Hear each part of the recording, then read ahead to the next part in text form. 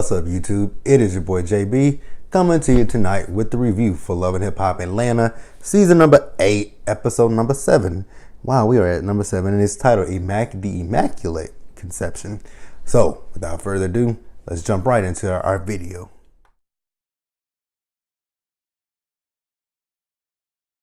Alright, so the episode, it started out, we saw Jock, we saw Scrappy, and we saw Kirk in the gym working out. Man, I know I can't really talk, but I do go to the gym a lot. I actually live in the gym. But man, Scrappy, I'm so glad Scrappy got in the gym, because Scrappy and them titties. Whoo, them titties. Look like he got a whole A cup on him. So, you know, they sitting there, they chopping it up, because, you know, Scrappy and Kirk was not at Carly Red's engagement party. And, you know, Jock is just talking about how it went, you know, it went good for him and his girl meeting Carly and Mo. And, you know, he's talking about, you know, he told Kendra that he's happy for Carly. And she's like, well, what about me? And that means that Jock needs to, I don't know if Jock needs to look for a way to, you know, be shot for a ring. Because with Jock, I just feel like this is kind of like a storyline, basically. I really feel like that's what it is with Kendra, a storyline. And then, you know, Scrappy asked him, how did it go when he told Kendra that things over, you know, the situation between him and Carly and he and Kendra overlap. He said she was cool with that as well. So then Mo joins the guys. And, you know, Kirk is telling them how, you know, me and Rashida, we want to do a couples trip. We want to do it at the cabin. I'm like, the cabin? Nigga, the cabin? Huh. Didn't y'all have some issues at a cabin in season 2 of Love and Hip Hop Atlanta when you had Bambi there, and who else was there? Who else was at that cabin? When we started, shout out to Roxanne, the Frost Facts with Kirk and Rashida, when he's supposedly cheating on Rashida at the cabin. So y'all niggas want to go back to a cabin. Okay, Kirk. Okay. So then I'm going to jump over into Sierra. So we see Sierra and BK, they still together, him and that painted in beard he got. So they still together even after all the bullshit BK put Sierra through last season. And, you know, they are on a double date with Kirk and Rashida of all people. I'm like, from one cheater to another cheater, huh? Okay, I see you, Mona. So then, you know, they start to talk about Carly Red's engagement party. You know, how Shay Mack got on the mic for Pooh talking about, you know, Carly Red's age.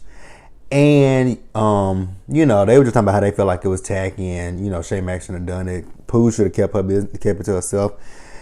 And then, you know, Sierra's talking about how for her 29th birthday, her and Pooh and BK went on the trip. And I'm like, 29? Ain't no motherfucking way that Sierra's 29. That is a hard-ass 29. Like with all the makeup she put on, the wigs. I thought Sierra was in her late 30s. I thought Sierra was like 35 to 39 years old. God damn. 29. And I'm 29 years old. She looks 10 years older than I am. And we actually might be about the same age, because I'm actually about to be 30. So damn. Whew. Hallelujah. So then, you know, Rashida telling them that they going to the cabins. And even BK had the same reaction that I had. Like, y'all going to the cabins after what happened at the cabins before? Y'all want to go to the cabin? And Rashida like, yeah, you know, we done came a long way. I'm like, y'all sure the fuck have come a long way. But not in a good way. Not in a good way, Rashida. Not in a good way. Y'all have come a long way in the fact that Kirk has a baby by another woman. So that ain't a good long way that y'all have come. Y'all have gone a long way in the opposite direction of what y'all should have went from the first cabin trip. But if y'all like it, I fucking love it. And I'm not going to harp on it. And I'm not going to, you know, go too deep into it. Let it be, let it be, let it be.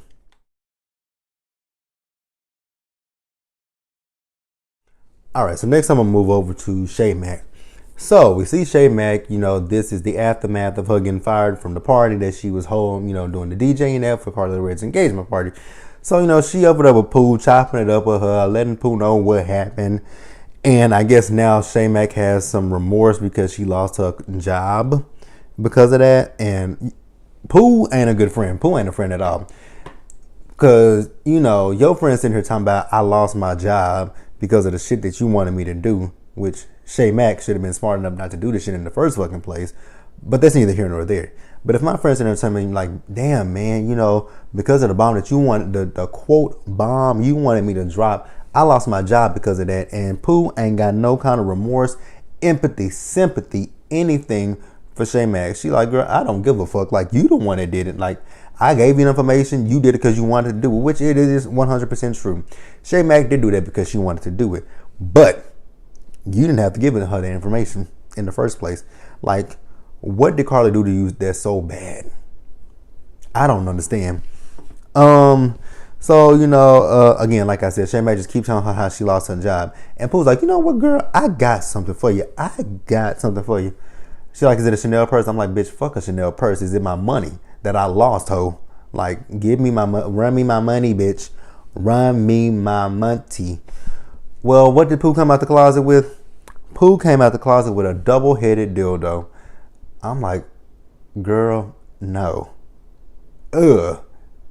I would not want to scissor with your big burly looking ass. Ugh. No. No. Hell no. All right.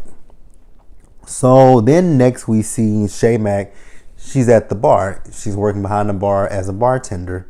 And again, because she lost her job, this is what she can do. I'm like, okay. I mean, I guess I get it. Shit, you were a DJ. You had a party that you're getting paid by Mona to do, but you're gonna sit here and drop a bombshell about Carly. Like, you don't think that's gonna leave a negative stain on your image? Like, people not gonna be like, damn, bitch, you went to her party and just outed this girl about her age, and she didn't even do nothing to you, so that or that we know. So yeah, you were wrong. So Shakana and Tokyo come in, and they basically tell her the same thing, like, you are wrong for what you did. And then, she's trying to put all the blame on Pooh, but then she can't put the blame on Pooh because Pooh did give you, yes, Pooh gave you the information, but you didn't have to take that information with you to the party. You could have been like, you know what, fuck Pooh. If Pooh got an issue with Carly so badly, let Pooh handle Pooh's issue with Carly. My issue with Carly is different from Pooh's, and I'm not going to get myself involved with it. So Shakana and Tokyo tell Pooh, not Pooh, but Shay Mack that she needs to apologize to Carly.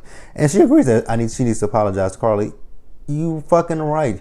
You went to her party and you tried to embarrass her, which you didn't embarrass her with nothing that we haven't all said for the last 8 fucking years. That Carly is older than what she wants to pretend she is. Like, fuck out of here.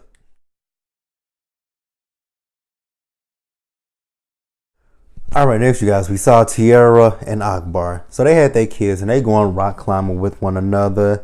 And, Akbar's like, you know what, Tiara, girl, I'm so sorry I did not come to your party, girl. I don't think you sorry at all. I think you are happy as fuck that you not go to their party because it was some bullshit. So, Akbar's once again telling her how, her cousin Candy got her an apartment in Buckhead. And they talking about the Moniece thing. And Akbar's like, girl, you know what? I already know about Moniece. And she's like, you knew about Moniece? And, she's like, okay, well, I need you to set up a meeting between me and Moniece. Girl, what the fuck for? You not with Scrap, and Scrap is barely claiming Moniece at this point. So what the fuck you need to sit down with Moniece for? And, she's talking about how things are negative between she, KK, and Scrap. Well, Tiara, had you kept your motherfucking hands to yourself, you wouldn't be in this predicament. But, I don't even know what to say about that. Like, you put yourself in that position. And I was with Akbar. Girl, are you stuck on the corner of stupid and slow? Like, shit, what the fuck do you want to meet up with Moniece for? You and Moniece ain't got shit to talk about. Like, the fuck?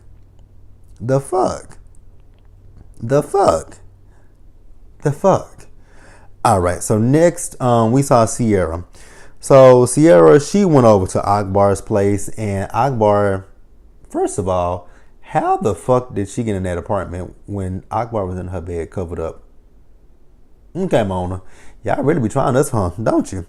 But Akbar just talking about how she has headaches and whatnot because of getting shot in the head.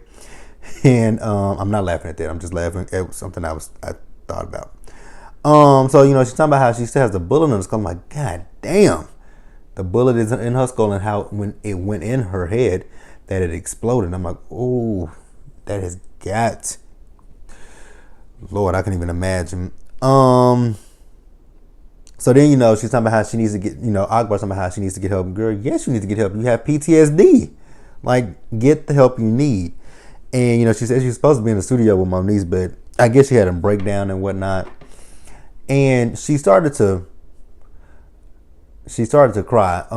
If you guys ever watch that show, I know you probably see the clips online of New York when she's on that show, The First 15 or something like that, or The Next 15, something like that, whatever that show was, when New York said she was having an inside cry. That's what that's what Akbar was doing, because I'm like, girl, I don't see not one tear. And then she's talking about how she don't want to look weak, but you on TV talking about this, so I'm gonna shut up. I'm just gonna let it go. It ain't got shit to do with me. All right, so then we see Moniece. Moniece is in the studio. And this is when Akbar's supposed to be in the studio with her. So she's in the studio with Tokyo. And, Tokyo is literally there just because Akbar is not there. So Tokyo wants to know, like, bitch, why do you tell me that the man that you was come out here for was Scrap De Leon? She's like, well, because things between Scrap and I are not really serious right now. I don't know where things are. Because he has his baby mama who, is on social media saying stuff in the comments.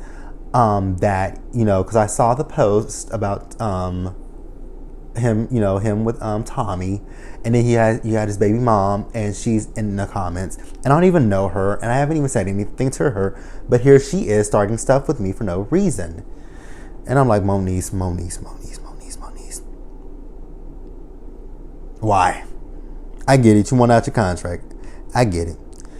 And, she's just talking about, when it comes down to Scrap, I need to talk to Scrap because, like I said, it's not that serious, but I just don't want. Moni's basically just feel like she's getting played. Like, no, you're not getting played. You're reading Mona's motherfucking script is what you're doing. But, we're going to play along with you. We're going to play along for the fun of it. So next in the episode, we saw Tierra. Tierra and Scrap, they meet up with each other. So Tierra, she does apologize to Scrap for hitting him, which absolutely she should have apologized, bitch. He did not even, like, she wanted to play like he led her on. He didn't, well, maybe he might have done something that we didn't see, but from what we saw on the TV, Scrap didn't play her, he didn't lead her on. It was Tierra who was throwing the puss at him, not the other way around. And, she's talking about, Moniece this and Moniece that. Why are you concerned about Moniece? And then, she's talking about, well, how many women, did you tell that you were going to have something with them when you got out of jail? He said, none. I was having communications with people. And, if people took it in their head that I was doing something, that's on them.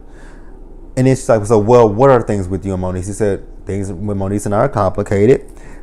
And, he does apologize to Tierra. But before that, he's talking to Tierra about, but hey, when I was in jail, you got married. She's like, yeah, that was, I shouldn't have done that. That was wrong. That was the wrong person. And he's better? Scrap is better? Okay. If you say so. So then lastly in the episode, we saw Moniece. Moniece is meeting up with Scrap.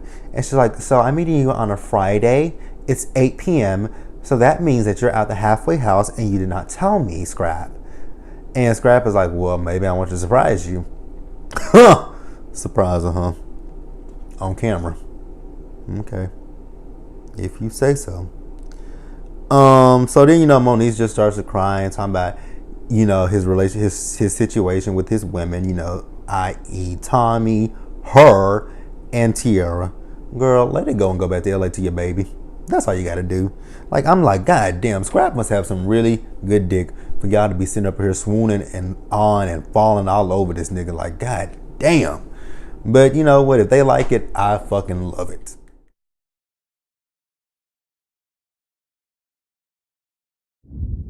All right, y'all. So next we gonna move over to the bird that is Carly Red. So Carly Red gets a call from the doctor. The doctor tells Carly that she miscarried, and I'm like, I really want to say so badly, I could have swore, Carly, I would have paid you $1 million that Carly was not pregnant, that she was actually just going through menopause. I ain't being funny or nothing, but that's just what I'm thinking. Like, just my thinking. But you know what? She could have been pregnant. I ain't gonna take that from her. So I was looking at Carly for the longest time, and I was looking at her wig, and I'm like, why can I literally see where your wig starts at? Why can I see where your wig is starting? Like, that's horrible. Like, Mona, where's the budget at for these women's hair this season? Where is the budget for the hair? Because the hair is fucked up on a lot of them. So, you know, like I said, Carly had her miscarriage. So instead of calling her fiance the father of her child, Mo, she calls Mimi. And when she called Mimi, she couldn't even muster up a tear. I'm like, Carly. You was on the show, what was that show? Scream Queens, VH1, when you were trying to get in a movie, one of those Saw movies. So we know you're an actress, but I wasn't believing. Not like I said, not one tear. Face just as dry as it wants to be. That makeup is still intact. Like, okay. So then Mimi comes over. You know, Carly was there for me when I got shot at. Mimi, you did not get shot at. That was Mona's cousin with a BB gun. But, you know, like I said, Mimi is there for Carly. We ain't getting mad, Mimi. We getting soft tone, Mimi. All right. So then, after she's talked to Mimi, we see that Mo has returned back from Arkansas. And I refuse to call that nigga Arkansas Mo. What the fuck is Arkansas Mo? But Mo is back, like I said. So Carly is in her feelings about Mo. I'm like, wait. Why are you mad at Mo? What Mo do? Oh, she's going to tell us what Mo did. So when Mo was out there in Arkansas, he left his, did she say he left his laptop there? So I'm assuming he has an Apple. I'm assuming he has a MacBook, and I'm assuming he has an iPhone. And if you do know that if you link your shit together, yes, you can see text messages. Especially if it's linked, if your phone is linked to your iPhone, iPad, iPod, whatever you got. If that shit is linked and it's on Wi-Fi, yes, somebody else can see what the hell you were saying to somebody else. So Carly saw some text messages from him and another woman, and she was like, I'm ready for him to get back so I can tell him to get his shit and get the fuck out. I'm like, oh, okay, Carly. There you go. There's a Carly that I know. The one that just, you know, get a man every season for a fucking storyline. And you are true to fucking fashion. I had a feeling that this was just for a storyline, but we're gonna see how this plays out a little, because you know I saw the preview for next week's episode, so we're just gonna see how this plays out and how long it lasts. So we're just gonna see. So then Mo was just telling Carly about what happened when he went to Arkansas. So there is a girl out there in Arkansas who has a baby that she's saying is Mo's, but Mo does not know that it's his baby because Mo has not been able to do a DNA test on it. And, you know, Carly just in her feelings that he didn't tell her. And I'm like, why are you in your feelings that he did not tell you? That is stupid as fuck. If he does not know for sure that that is his baby, why the fuck do you want him to tell you, oh, I may or may not have a baby? And then when it comes, then you get mad, be like, so who is the bitch? How long was you with the bitch? Did we overlap? Stuff like that. Because we know Carly would be extra as fuck. And then what if he come out with a DNA test and like, oh, baby not mine? Well, why the fuck did you tell me that in the first fucking place? So I think Carly was just doing the absolute most for no motherfucking reason. Like, the most. The fucking most. The most.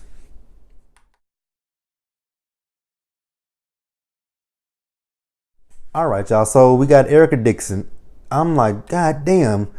She's not a main cast member, and you know she's been in almost every episode so far, but this is the first time in 7 episodes that Erica Dixon has had a scene that was solely dedicated to Erica Dixon. I'm like, God dang. But you know they are there because Erica has some kind of a surprise for them, which we already know what it is. So Rashida is talking about how she and Kirk have planned a cabin trip, and Mimi was like, a cabin trip. So you guys had all these issues with the cabin, and now you guys want to take a trip to the cabin? It makes absolutely no sense. Girl, you are so... You said something that made a lot of sense. What the fuck are y'all going to the cabins for? But you know what? If Kirk and Rashida love that shit, I like that shit as well. I'm not.